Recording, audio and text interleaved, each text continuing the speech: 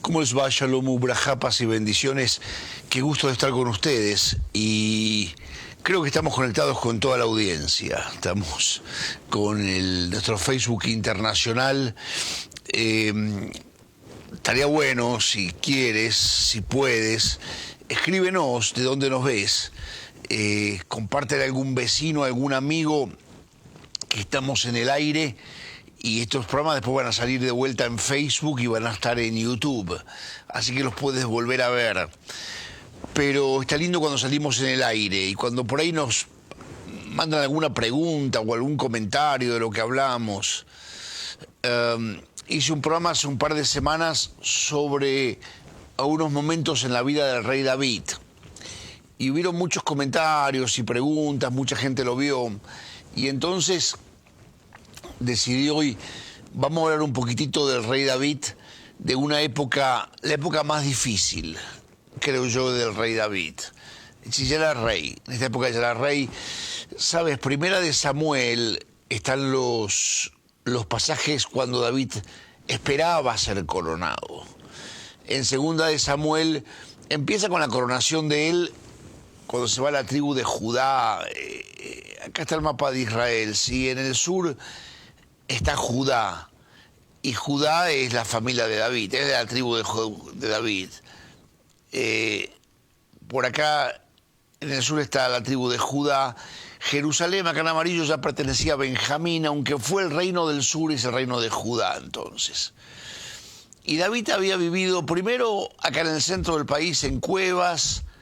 Se había ido, vamos a hablar de esto un poquito más en otro momento, pero se había ido a la zona acá, en el Mar Muerto, acá, este es el río Jordán, límite de Israel al este, y acá está el Mar Muerto, ¿sí? Y acá está Ein Gedi. Ein Gedi es un oasis en el desierto, y se había ido a Ein Gedi. Estuvo ahí, hay cuevas también. Al final se va a la Franja de Gaza. Son años en primera de Samuel. En realidad son años muy difíciles para David, pero permíteme que vamos a poner bien. Son años muy difíciles en la vida de David porque Saúl es el rey y David, y Saúl le hace la vida imposible a David. Si el Señor te pone enemigos, adversarios, no te quejes tanto. David no se quejaba mucho. En los salmos a veces se queja. A veces se queja y dice, ay, Señor, ¿hasta cuándo todo esto? Pero yo creo que todos los años en los cuales Saúl lo perseguía a David para matarlo, por envidia propia, ¿no? Como hemos hablado, creo que David crece en carácter. Lo pudo haber matado varias veces, 2 veces seguro. En En-Gedi, justamente ahí, se metió en una cueva y David le corta por atrás el borde del manto de Saúl y lo pudo haber matado, pero no puede ser esta la forma del Señor. Y empezamos a ver el carácter de David. Claro, es David, él con el Señor y con un corazón hermoso. Un varón acorde en mi corazón, va a decir el Señor. Pero también es David que empieza a influenciar a un grupo de hombres. No son poquitos, son 400 hombres, después 600. Los empieza a influenciar con esta relación con el Señor.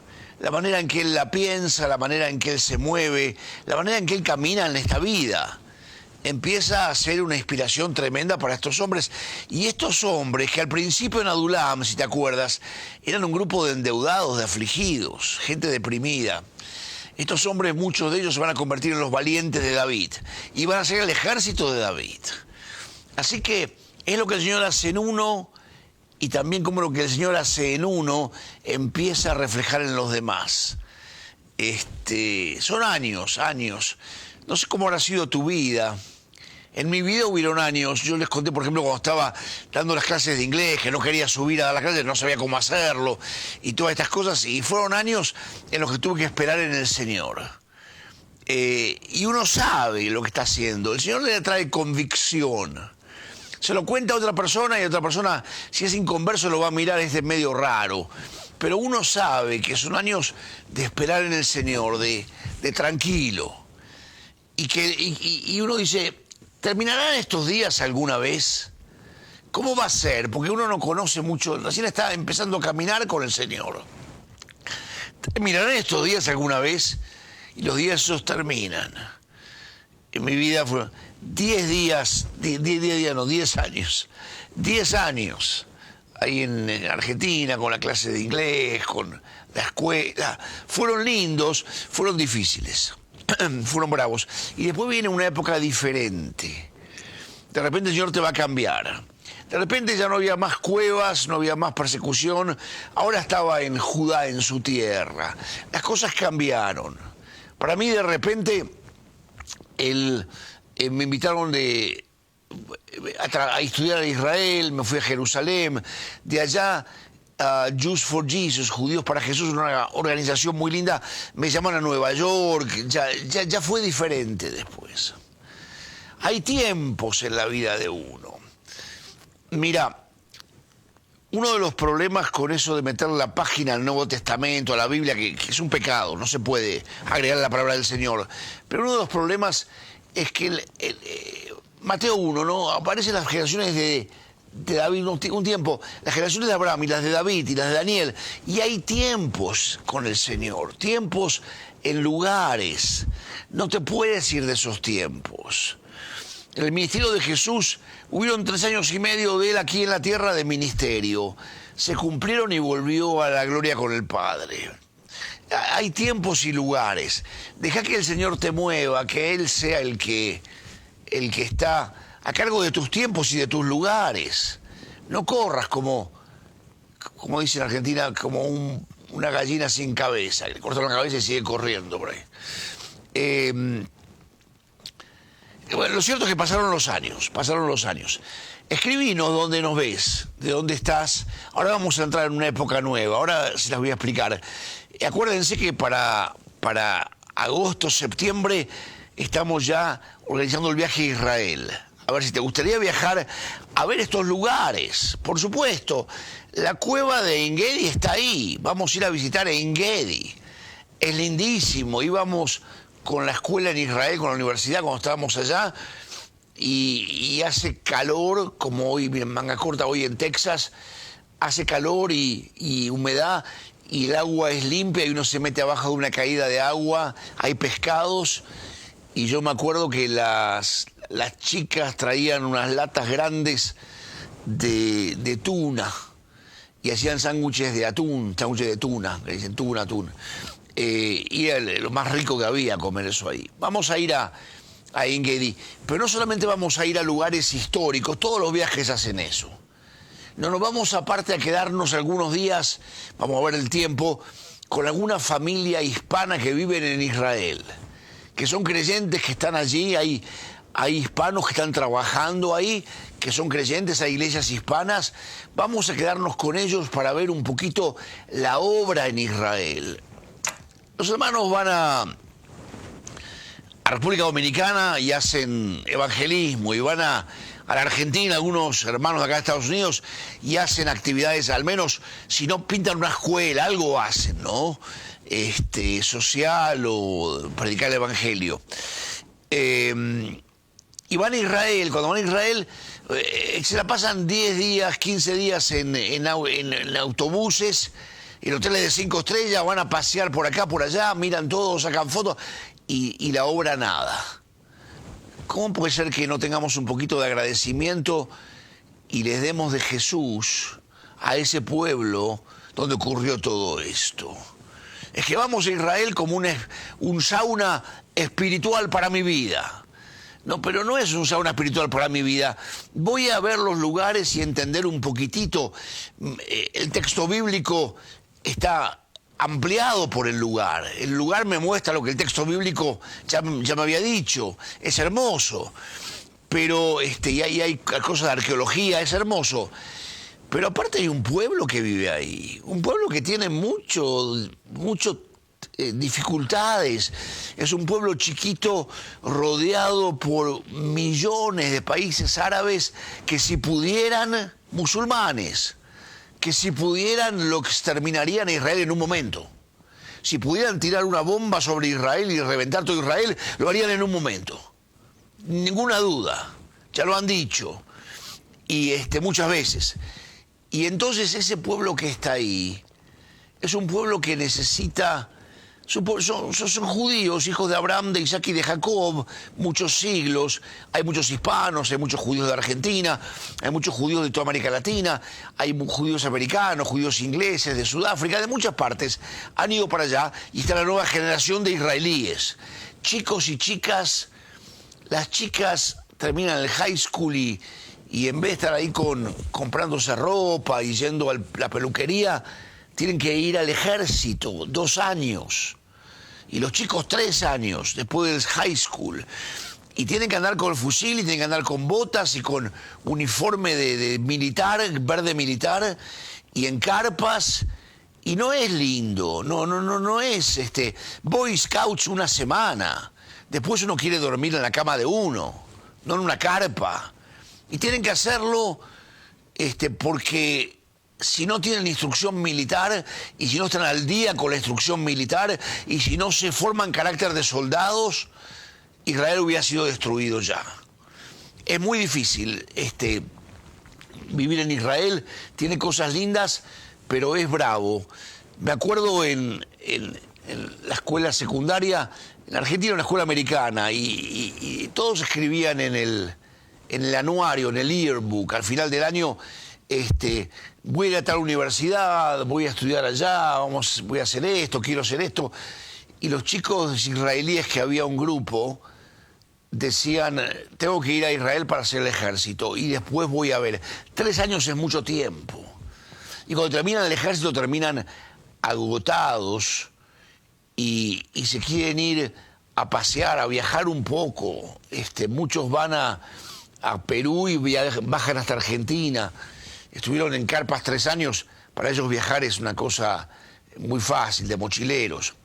Bueno, lo cierto es que vamos a ir en septiembre, octubre, necesitan el amor tuyo, necesitan el amor del hispano, del cristiano. El único amigo que tiene Israel en el mundo realmente es el cristiano evangélico, el cristiano nacido de nuevo. Y va a ser una experiencia única, tremenda, poder ir. Yo creo que los que vayamos no a pasear nada más, los que van a pasear vuelven muy ilustrados, pero los que vamos allá para estar en la obra, para ver un poquitito, para vivir con familias que viven allá y ver cómo es el día a día de trabajo ahí, vamos a volver como que le hemos dado un poco de amor al pueblo de Dios, al pueblo que está esperando la venida del Señor. Y hemos estado en el lugar donde cosas han pasado, pero también donde cosas van a pasar. Estamos esperando que en ese lugar el Señor descienda nuevamente. Estamos esperando que en ese lugar ocurran cosas. Decime si quieres venir con nosotros septiembre, octubre. Vamos a hacer algunas reuniones en Zoom o en vivo, si estás en Houston o no. Y vamos a viajar después del Mundial de Fútbol, creo, en agosto, septiembre. Vamos a ir a Israel y vamos allá a explicarlo bien. Vamos a quedarnos con familia, vamos a estar en iglesias de allá. Vamos a hacer un viaje diferente, que la mayoría, que los hermanos que van de turistas no lo conocen. Llámame o escríbime. Quiero viajar con ustedes a Israel. Estamos haciendo una lista ya y te vamos a contactar. Bueno, pasaron los años con David. Vamos al texto. Pasaron los años en la vida de David y finalmente, David obtiene paz.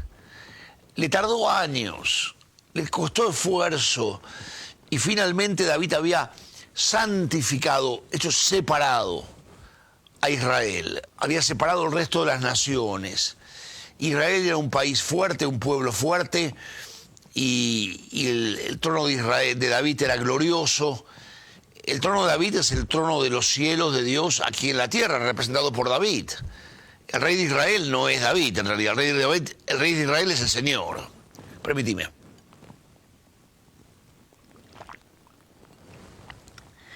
Y de repente, el tiempo de lucha es bravo, pero el tiempo de paz, de quietud, es peligroso. porque de repente nos cuenta el texto bíblico que siempre iban los pueblos a la guerra. Había que santificar a Israel, había que tener al... Y si Israel no es un pueblo santo, no es el pueblo de Dios. Si la Biblia le agregamos cosas de afuera, no es la palabra de Dios. Si Israel no es un pueblo separado, no es el pueblo de Dios. Y David lo santificó. Bueno, hay guerras, siempre en el verano más bien había batallas, ¿no? Batallas con los pueblos y Israel mantenía su preeminencia. Y dice que David ya no va a la batalla. ¿Sabes cuál es el pasaje que voy a hablar? Seguramente. David ya no va a la batalla porque dice el pueblo está bien, el ejército va a la batalla y en el verano hace calor en Jerusalén en verano. Hay un viento que se llama el Hamzim, que es bien bravo, pero Jerusalén está sobre montañas, es lindo, pero hace calor. Y se queda en el palacio. Están allí en Israel las ruinas del Palacio de David. Está la ciudad vieja de Jerusalén. Dentro de murallas hay una puerta que se llama Jaffa Gate, Shar Yafo en hebreo. Y por ahí entran la mayoría de los turistas y ves una torre, mineret le dicen, una torre, y la torre esa tiene como la forma de un libro de Torá. Si has visto los rollos de la Torá, se cierran y tienen como una carcasa que los cierra y quedan así. Ese era el palacio de David. Se ve muy bien, está allí, donde estaba el palacio de David. Están las ruinas, hay partes, y David se queda en el palacio. Yo viví un tiempito, poquito, pero tenía una amiga que vivía dentro de la ciudad vieja de Jerusalén, la ciudad dentro de las murallas. Y es muy interesante, es muy lindo vivir dentro de Jerusalén. Bueno, lo cierto es que una vez fui a ver y me alquilaron un departamentito ahí, es todo antiguo, pero está limpio, está lindo, es muy único. Es lindo para uno que viaja por ahí quedarse unos días con una familia ahí. Adentro de la ciudad es más chiquito, pero está bueno. Pero lo cierto es que David se queda en el palacio. Vamos a ver, segunda de Samuel. Vamos a empezar con el capítulo 11, pero es una sección larga, que nos va a llevar un par de programas, y es toda una sección. No podemos dividirla demasiado. Ahí es toda la misma historia. Te la introduzco, vamos rápido. David se queda en el palacio. El ejército va a la batalla, y él está en el palacio en el verano, y David se duerme una buena siesta. En Jerusalén, con ese clima, es lindo dormir una siesta en el verano, y entonces se levanta a la tarde y empieza a caminar por la terraza del palacio. Son las ruinas lo que hay, pero un palacio grande, un castillo grande, y se puede ver por ahí, y David ve enfrente, ¿te acuerdas de la historia? Una mujer que se está bañando, una mujer muy hermosa, y David se queda mirando. David, yo creo que en otro momento, en momento de lucha, de guerra, nunca hubiera hecho esto. En momento en los que David estaba en las cuevas, ¿qué se iba a poner a mirar a una mujer bañándose? Está en las cuevas, señor, dependo de usted, me vienen a matar, tengo que correr de acá para allá. Pero ahora que está tranquilo, ahora se permite ponerse a mirar a esta mujer y averiguar quién es. Parece que estaba bien linda esta señora, era una señora, estaba casada, Bathsheba, Betsabé. Y va a averiguar quién es y se queda con esta mujer en la cabeza, David. La llama, le dicen es la esposa de Urías, y la manda a llamar al palacio y tiene intimidad con ella. Alguien dijo una vez el pecado del éxito. Cuando uno tiene éxito, cuidado, porque uno empieza a pensar, nadie sabe lo que me costó a mí llegar a este momento. Nadie sabe lo que me costó a mí armar todo esto. Lo que he esperado, lo que he creído, lo que he rogado, lo que he orado, tantos años, tanto tiempo, y uno se permite ahora cosas. Es el momento en el cual el empresario se permite irse de viaje con la secretaria y sacan habitaciones del hotel al lado, algo así, ¿no? se permiten cosas que en otro momento no se hubieran permitido. No podían permitírselas si no se las hubieran permitido. Lo cierto es que David en este momento se permite mirar a la ventana de enfrente y quedarse mirando, aparentemente por el texto, quedarse mirando. Segunda de Samuel, capítulo 11. Vamos a ir avanzando, pero la manda a llamar. Sabe que es la esposa de Urías. Yo creo que Urías viene de la época de las cuevas. Desde la época de las cuevas, Urías era un fiel acompañante de David, capaz que era uno de los deprimidos y angustiados, que había sido transformado, que se había casado con una mujer hermosa, que vivían ahí enfrente del palacio. Lo cierto es que lo conocía Urías hace tiempo. Y no le importa a David. No sé, no le importa, se lo permite, como fuera que sea. Betsabé queda embarazada. Y le manda noticias. Fue una vez, fue un acto de locura, digamos. Sí, pero Betsabé está embarazada ahora y le vienen noticias a David que Betsabé está embarazada. Y tú sabes, cuando una mujer está embarazada, la panza va creciendo y lo puede ocultar por un tiempo, pero después ya no puede tanto. Y entonces, lo que hace David para ocultar esto es mandarlo a traer a Urías del frente de la batalla. Urías está en la batalla, está peleando, para que duerma en su casa con su mujer. Y bueno, que parezca, y le debe haber dicho a Betsabé, estate segura que cuando viene del frente de la batalla lo atendés bien, le haces una buena comidita y tengan intimidad esta noche, para que parezca que el embarazo es de Urías. No parece tan difícil encubrir algo así. Pero capaz que el Señor no permitió que lo encubrieran, o como sea que fuera. Lo cierto es que Urías viene de la batalla y Urías no quiere dormir en su cama. Urías tiene una mujer hermosa, pero no sé, Urías dice, ¿cómo puedo yo ir a mi casa cuando el ejército de Israel, el ejército de Dios, está en el frente de la batalla? Sería un egoísmo de mi parte. Duerme en la plaza y después vuelve al frente de la batalla. Y seguramente Betsabé le debe haber dicho a David, no funcionó, no tuvimos nada. Y entonces David lo llama otra vez a Urías y le da una carta para que se la dé a Joab. Joab es el sobrino de David, el general del ejército, desde la época de las cuevas, todo. Lo cierto es que le da la carta a Joab, y la carta, Joab la lee, la carta privada del rey al general del ejército. Urías no sabe ni qué es. Y dice, ponlo a Urías al frente de la batalla. Cuando sea el momento más recio, ponlo adelante y haz que todos los soldados retreat, que regresen, déjalo solo. Joab no es tonto, y Joab debe haber sabido que algo pasa acá. Esas son órdenes muy raras, que en realidad lo que está diciendo es hacer que lo maten.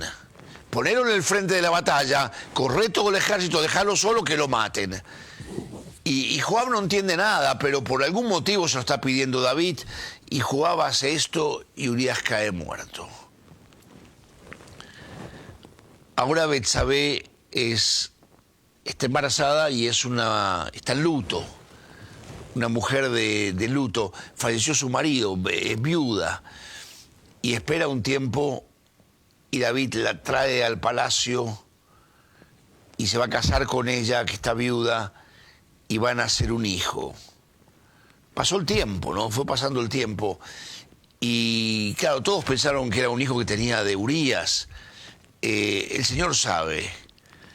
Y nace el bebé y nace enfermo, con una enfermedad, nace mal y está a punto de morir. Y David se pone a orar y a ayunar por el bebé. A Betsabé la trajeron de la casa de enfrente al palacio, y ahora Betsabé está en el palacio, y ahora Betsabé tiene su propio aposento, su habitación en el palacio. La vecinita del frente ahora está acá. Está embarazada y está acá porque murió el marido. La trajo porque murió el marido, pero David se casa con ella.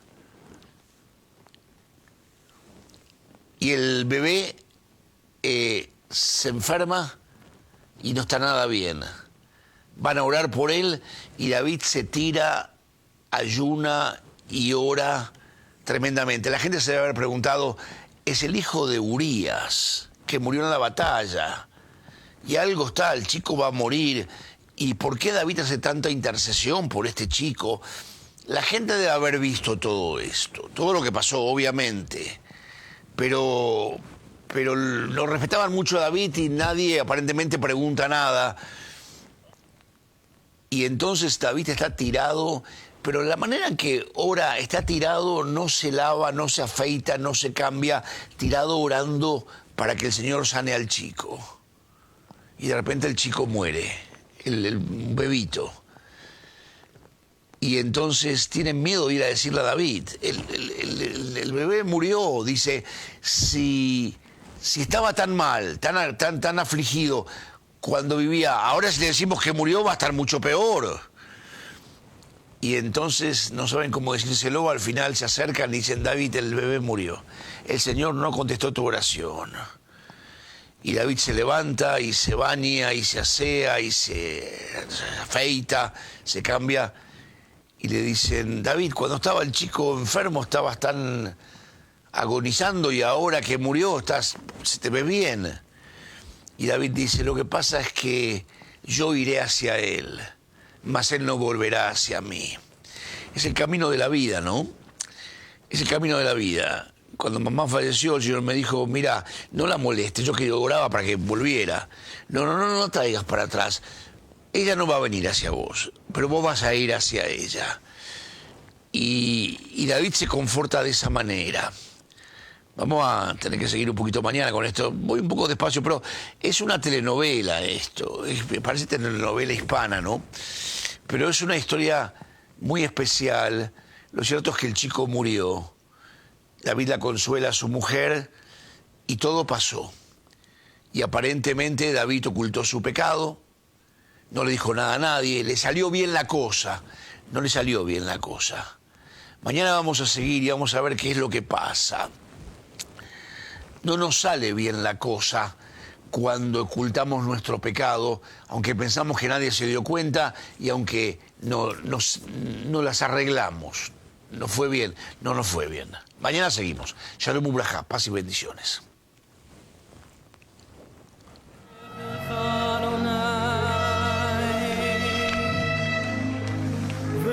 Smile.